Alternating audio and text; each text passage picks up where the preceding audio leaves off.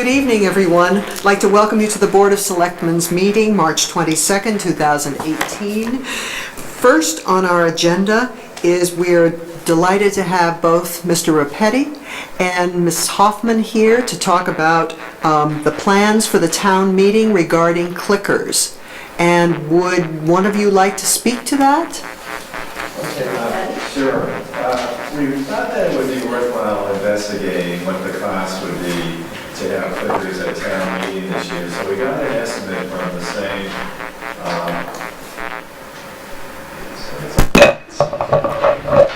That's great. Thank you. Thanks. So we received an estimate from the same organization that provided the services to us at the last town meeting. Actually, Felicia did all of the legwork, called them up, told them what we would want, and they put together an estimate of approximately $5,790. So we wanted to talk to you about the advisability of having clickers again. One, for your judgment, and also because you can control the purse strings. I think the positive aspect about clickers is that it helps the town meeting be more manageable in terms of the time requirement. And time is a very valuable commodity now for a lot of people. So that it really helps, particularly if we have any situations where we have motions for reconsideration or amendments that might require supermajority votes. Then a clicker is going to save a lot of time. The negative, which somebody pointed out to me, a very wise person, is if we do it for this meeting, we're probably going to have to do it for all subsequent meetings as well. So in some ways, this isn't just a commitment of $6,000 for this year, but it's very likely that we're then putting ourselves in a position where it's a commitment of $6,000 for future years as well, and which is somewhat of a negative, I think. So the positive is we would save a lot of time. It helps remove uncertainty in dealing with voice votes. The negative is that in many ways we might be committing ourselves, because I think the townspeople will want it to have it because it's going to reduce their time commitment. One of the things that I love is that you have specified that we'll have an on-site tech. I think that was key. It didn't happen very often, but a couple of times last year, that tech was able to troubleshoot an issue. Somebody was able to speak up from the audience, say, my clicker is not seeming to work, and the tech said, try it again. In other words, it was wonderful to not have to worry about that. I'd love to hear what my colleagues think about the clicker idea. I think after last year, it's hard to go back. I think it did save a ton of time. I am hoping that because it's more efficient, maybe more people will attend town meeting. We always have a difficult time getting a quorum. And if this is a way where maybe we could entice citizens to come to town meeting, that's a win for us. The proposal is also based upon maximum capacity in the auditorium. Correct. And maybe this year we do that, but also if this does become an annual thing, we may begin to get a little smarter about how many people will actually attend the meeting, and maybe the full capacity is too much and you can lower the costs a little bit from that. But I think it's an investment in the town and the future, and we got a lot of compliments about town meeting, and I would hope that it would encourage all the citizens to attend the meeting. I agree. I think it was, I think I have had 10 years without them, and 1 year with them, it's just, the difference was night and day. You get the instant results. People in the audience loved it. No one was wandering around. You for your job, for Jim, for your job, and for the things that you have to do, and for, as we're sitting up there, we're watching sort of the process take place. I just think it adds the efficiency and the credibility of the vote instantly. There's no second guessing the people who are standing in the aisles and moving around. And I think credibility is a key, and it also gives voters' privacy. I was just going to say We've that. always, you know, we've had citizens say, you know, I felt uncomfortable voting a certain way because my neighbor was sitting next to me and I knew they didn't feel the same way. Right. And this way you really get the privacy of voting your mind. Right. Well, I echo what both John and Robin have said. I think it's a great idea. And I do feel that while some years there aren't very many issues that are contentious, if there are contentious issues, it's a nice thing to be able to fall back on. We can know if this becomes a tradition, we can assure townspeople throughout the year, come where you're going to be heard because you'll be able to cast a vote without worrying about being seen how you vote. And I do think that that's important, you know. Okay. So would you like a motion? That would be, I think that would be helpful, and then will we have to get approval from the warrant committee as well? Would it be a reserve fund transfer request, or? I'll have to look at that source of funds. That's the requirement, because if it's a reserve fund transfer request, yes. If not, no. And it is coming in just under $6,000. Right, the estimate, I'm sorry, go ahead, Felicia. No, it's Candace. I'm sorry, I was thinking that last year it was because we were expecting many, many more people than 550. It was a much bigger, right. And we probably used most of them because it was so valuable and it was so helpful.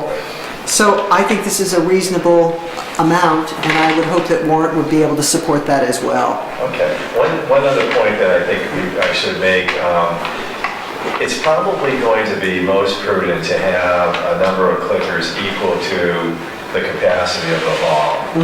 Because if we were to misjudge, for example, suppose we only awarded 300 clickers, then we would be left counting. If we ended up with 500, we would be trying to count another 200, and that would be total bedlam. Right. Whereas the thought was if we have enough clickers that we would cover everybody in the main hall, then we can always put the overflow into the cafeteria, and it would be easier to just count that smaller group. So I think unfortunately that in terms of the commitment that we're making, we're probably looking at roughly 6,000 a year. I think it's going to be hard to economize. Right. I think it makes all the sense in the world. Okay. Right. Good. Well, thank you. Wonderful. And thanks to Felicia for Oh doing my all the gosh, legwork. on Felicia, this. you did the miracle find a year ago, and it's Right. wonderful to be able to go back Well, it's and. a great company, they did a good job, and I'm pleased to say, if we do it, the technician would be one of the ones that was there last year. Wonderful. So there's already a jump start on that. That's perfect. Perfect. So I would entertain a motion. I move that we accept, Madam Chair, the quote in front of us from Turning Technologies for the technology for town meeting. Wonderful. And do I hear a second? Second. All in favor? Aye. Thank you very much. Thank you. Right. Glad you could come and speak to it, and we're delighted. And Madam Chair, do you want to talk about changing the moderator's meeting date? Oh, yes. All the moderators here. You had suggested, if I remember correctly, the Thursday in front of our town meeting as opposed to the week prior. Right. So I think that makes a great deal of sense. The 3rd of April?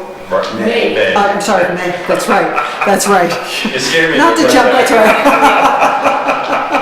Kate was just thinking, I haven't even started on the I am not ready. Jumping ahead, yes. Will All right. be- All right. On May 3rd. Right. May 3rd sounds great. Right, good, So thank you. we'll do that. Would you like to vote that? Further discussion? Yeah, they should vote the change, I think. It is the moderator's meeting, it's not just a selectmen's meeting where you can change a date. So I think that way it's clear to people, Okay. and it'll appear in the minutes and so forth. We could put it right up on the website. Great. Please be advised that the moderator's meeting is changed too. May 3rd. Wonderful. So if you would entertain a motion, Madam Chair, I would move that we move the moderator's meeting to May 3rd at 6:30. Second. All in favor? Aye.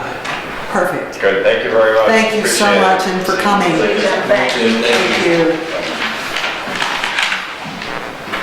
The next item on our agenda is the discussion of the ballot question. It was raised a couple weeks ago that indeed we would have a ballot question for any of the articles that would require going out for a loan. And so the only one, my recommendation is, or my consideration is, that the one that we would be thinking about would be Article 15. If we were to pass Article 15, we would be going out, or at least asking then the citizens to vote on the ballot about borrowing the 3.4 million. Is there any discussion? Are you fine with that? Okay. I would take a motion. Move that we accept Article 15 as the warrant article. And without question? Without question. Great. Wonderful. Second? Second. All in favor? Aye. Perfect. Okay. And discussion about the group health budget. Mr. Ramsey? Madam Chair, members of the board, so the group health budget that you voted back in October, November contemplated a 10% increase because of the early hour for approving that budget. We said at the time we'd come back and revisit the budget as we got closer, and as you know, the board has authorized Mrs. Hunter and myself and council and the treasurer to negotiate collectively with the region and our employee groups significant plan design changes. And I think Mrs. Hunter, those negotiations are proceeding very positively. And based on those plan changes that we hope to be able to implement and expect to implement July 1st, we think we can level fund that budget for fiscal 19. Wow, that's amazing. So it's a great collective effort by the employee groups with the management teams. And I also think it was very helpful, you know, we had voted to participate in a study, and an outside consultant was preparing for the region and us. And that study has proven to be very valuable, as have the insights of the consultants. And in addition, our attorney, Kevin Feely, has really been an asset to all of us in negotiating this process. He's clearly done it before. He's just been a real asset to the entire negotiation group, including the unions, the 10 unions. That's wonderful. So it has been a very good process. Do I remember that he was able to also counsel with the region as well?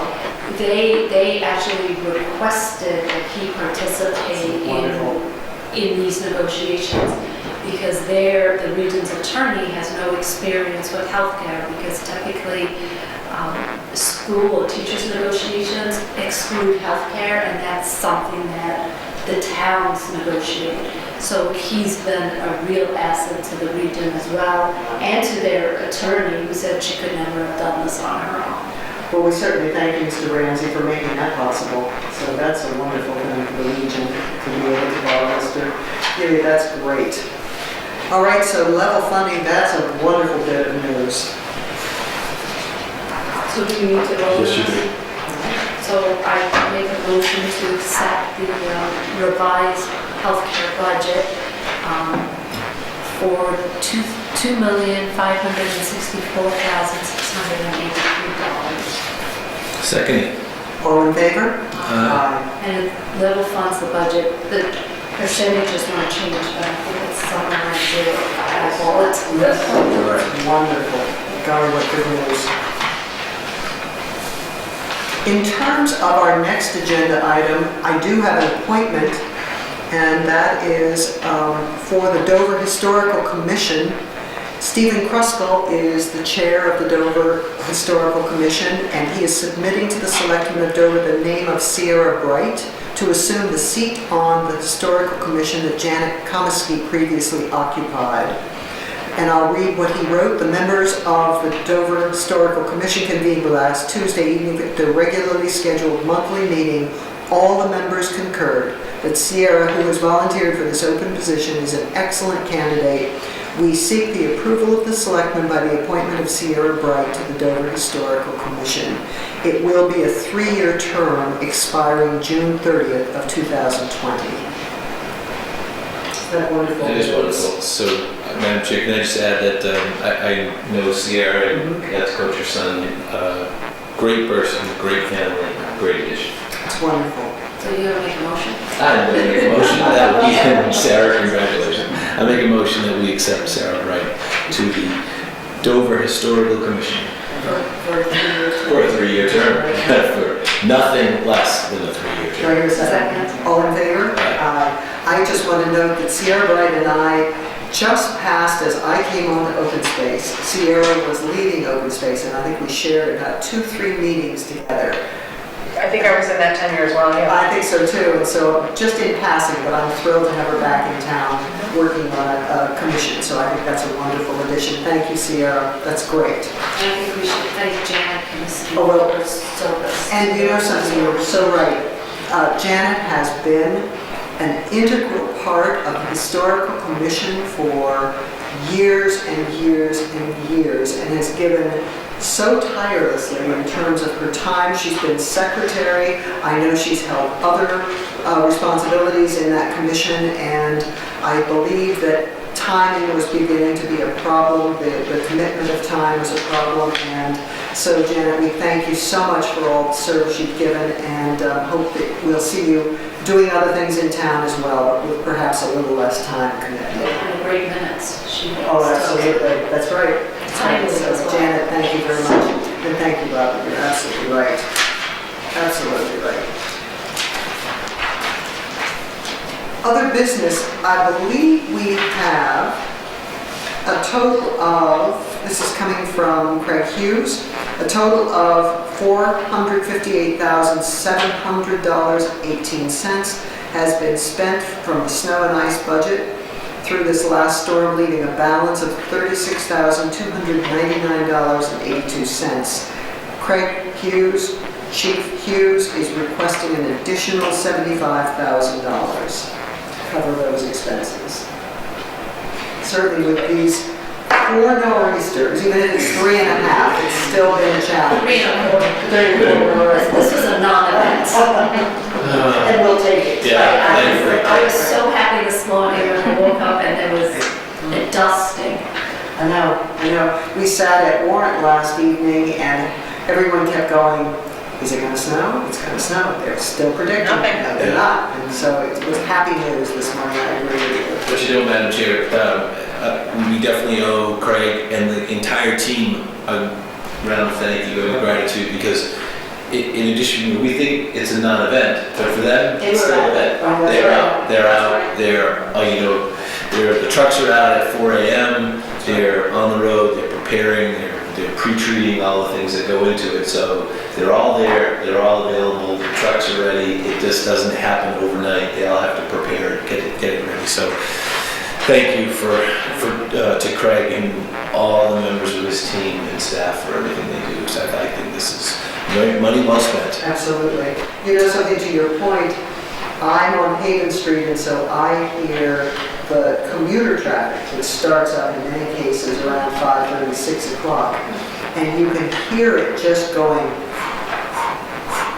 and you know that that's only possible because Superintendent Hughes has already taken care of the roads. There's just no delay at all. So I would move, Madam Chair, that we accept the $75,000 request, and we approve the $75,000 request from Mr. Hughes. That's great. Second. All in favor? Aye.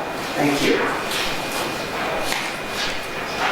Well, we come to this momentous time in every meeting where we turn to Mr. Jeffries and we say, please, would you do us the honor? Weekend update.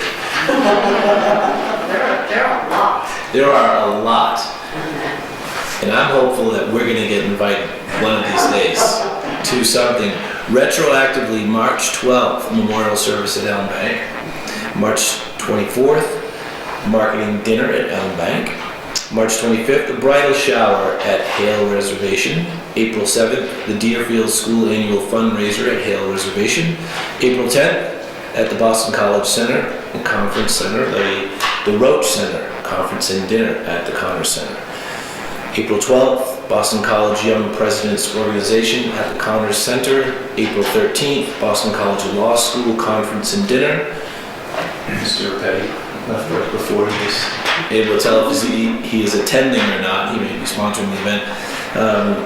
April 14th, Boston College Law School Conference and Dinner. April 24th, Faulkner Hospital, meeting and dinner. Connor Center, April 28th, a wedding at Elm Bank. Mrs. Hunter, we invited you to the wedding? I don't know, I haven't received my invitation. And you know, the royal wedding invitations went out today. I'm waiting. Kate? They only went out today, so I'm gonna give it a week. And May 3rd, a fundraiser, the Bethany Hill Place fundraiser at the Connor Center. And that, Madam Chair, concludes the weekend update. And while you were reading them, I looked to see that they've all been signed up for. They Excellent. have all been approved by the chief. Excellent. And you know something, I can't help but notice that many of these organizations that are using the Connor Center are coming from quite a ways away. Faulkner is in JP, I believe. Yes. And certainly we know BC's coming up from Chestnut Hill. And many of these people have word is spreading. It's a wonderful thing. It is. It really is. We pretty much every other week we're getting requests for Elm Bank, for Hale, for the Connor Center. So facilities are being used in addition to churches and so forth. But it's great to see. Really great to see. And Powysson as well. That's right. And I have to say about Elm Bank, after that week-long closure in the early winter, to make the bridge quiet, it is quiet. You drive over the bridge and it doesn't clatter. It's just silent. You drive over the bridge, no noise at all. Yeah, it's very cool. Thank you. And Mrs. DeShill will sign after the meeting, if that's all right? Do we have to vote? Yes. Yes, thank you. So I move that we accept the one-day liquor licenses for these events, Madam Chair. Second. All in favor? Aye. Excellent. Thank you. We have two wonderful sets of minutes from Mrs. DeShula. We have February 22nd, our Board of Selectmen meeting. Any questions? None. No. Great job. It's Great job. fabulous. As always, Mrs. DeShill, thank you. Absolutely. I would take a motion on the February 22nd minutes. Second. All in favor? Aye. And Madam Chair, Yes, and March 8th minutes as well. the right, that's exactly right. I move we accept the minutes of March 8th, 2018. Second. All in favor? Aye. Excellent. Thank you very much. Mr. Schindler, thank you.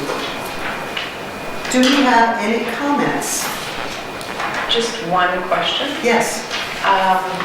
We will be mailing out the blue books in April, and those will go to everybody's home. I didn't know if there was a way to request, and I don't know if it should be recycling or Craig Hughes, if we could put sort of a bin near the recycling bins, kind of marked blue books, and maybe if people don't wish to keep them and bin them, then we could just collect those and take those to town meeting and pass them out, or just kind of recycle them a little bit. We do that from the Post office, but, sometimes you go there on a Saturday or Sunday and you see a field, like a wash of blue and it's a paper, so it might just be a way to It is conserve a little bit. I don't know who to ask though. We can take care of it. Can you do that? Okay, yeah. We do it with town. I was just thinking, that'd be great. Yes, Okay. yeah. It's a waste of money if they just get thrown in the trash. I think there are people who then go to town meeting wish they hadn't done that. That's So- right, that's right. And then that way maybe we could print fewer or not?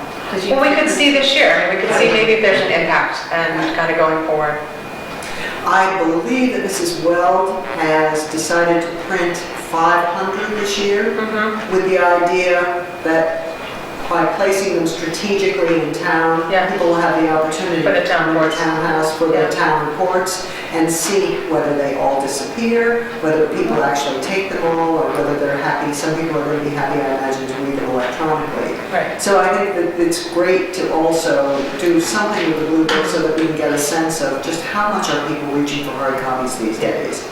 Well, I think I don't know if we have to require them to mail them for that, just like the town board. So, but it would just be nice to be able to bring those. I think so too. Okay. And I think that everyone enjoys sitting with something in their lap at town meeting. Reading it. Well, I know my first year at town meeting, I didn't know to bring it.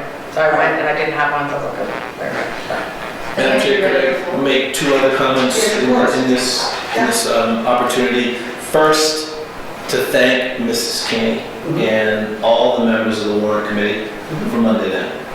Oh, it was great. It was very well done. Very, very well done. Thank you. You did an excellent job keeping everyone in line. You didn't have to use shadow crop. And then, the water crystal. The water still works. Very well done. Please thank all the members of the committee. I know there's a lot of different discussion on many warrant articles. I thought it went very well. Covered a lot of topics, which is very, from my perspective. But after the presentations were shorter, it was much better, and they keyed in on the important aspects of what we needed to know. Well, we encourage presenters to keep to the 10-minute mark, because that's what they have at town meetings. We suggested to use it as a dress rehearsal, to see if you could streamline your presentation. Were you surprised that we didn't have more questions at the mic? Yes. Were you? Yes, I was surprised. Right. I think for the last couple of years, because of other issues on the warrant, we've had more participation in the open hearing. And so indeed, people queued up behind the mic. If you remember, we had lots of back and forth and questions and whatever.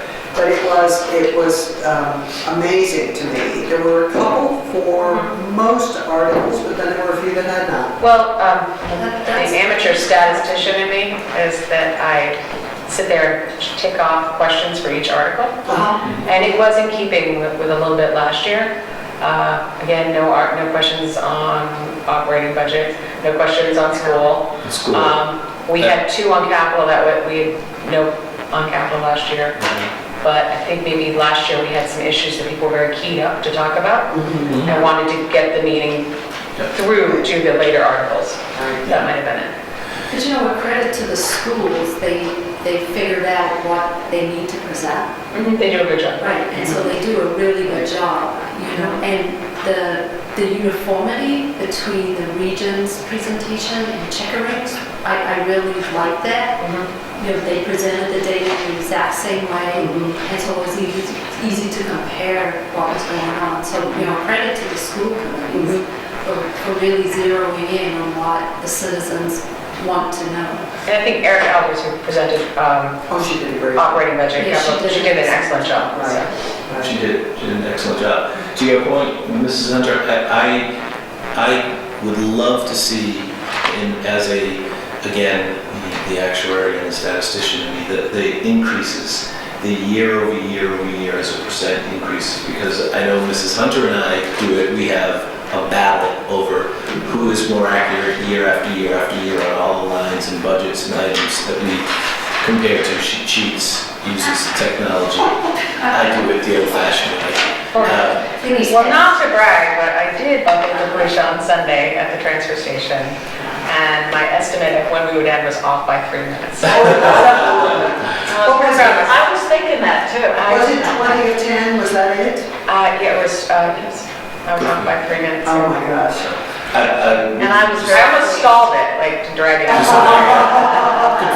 But I was The school portion, I would just love to see. I just wish there was a way that we could impact that to more discussion on the schools. It's complicated, and I know there's a lot of moving parts in it, but it is a lot of money. Yes. Well, the interesting setup with the school committee is that I suppose the access that a citizen has to discuss or influence a budget is to go through the elected officials on the school It's committee. very limited. Right. Well, I realize It's that. extremely limited to get a really understanding of what those numbers comprise, I agree. the impact of those numbers. So for the typical person, it is something that they just don't have access to. Well, I think, you know, if you truly want to understand it better, you really have to attend all of the school committee meetings, because they do, from the first pass of the budget to the last budget that gets presented, there's a lot of back and forth between school committee members, the administration, because those budgets do change dramatically. So in order to get the knowledge, if you want the knowledge, you unfortunately have to go starting in September to the first school committee. What most people see is 32% of the budget, of the school's budget, is directly for the benefit of 30 children. 30% of the school's budget benefit 32 children. It is a staggering amount. But those are state and federal mandates. Many of them state and federal mandates, hard to get around. The outplacement is a topic it's a very hot topic for everybody at every level of the school, and that number increases exponentially. Well, we do have opportunities where in the fall, and I would suggest if people are interested in this, watch the warrant committee agendas. We do have a budget recap that the superintendent comes in and reviews the Dover School Committee's budget, like where we are to date. And then we also do the same meeting, but in conjunction with Sherburne Advisory. That's also held. So we go over how is the budget operating. We do the same in February, where the warrant committee meets with the school administration to go over both school districts' budgets, and they're pretty dynamic. We're very fortunate that the warrant committee has very energetic liaisons. Brooks Gernert, who's served on our warrant committee for 6 years, has been the regional school district liaison and attends every meeting, and she knows that budget. I mean, she goes over it with a fine-tooth comb, and what the budget starts out in October gets parsed down and moved down and moved down, so there's a lot of working on that. Yeah.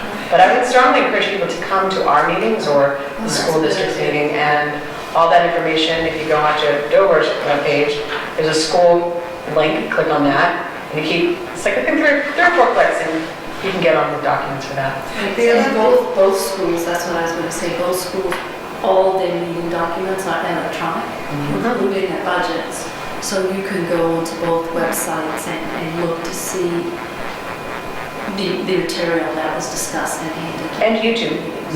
All the meetings are videotaped. So, yeah.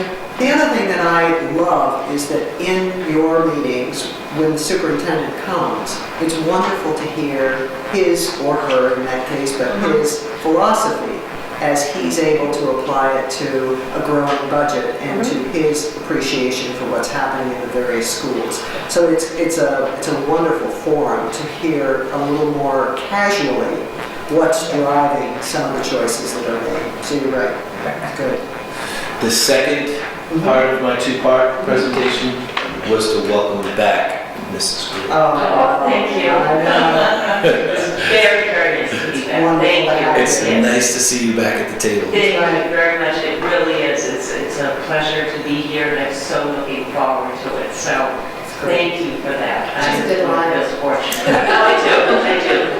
I love it. We missed you. Thank you. Yes, I missed you too. Thank you. Dave and Mona desperately miss you. No,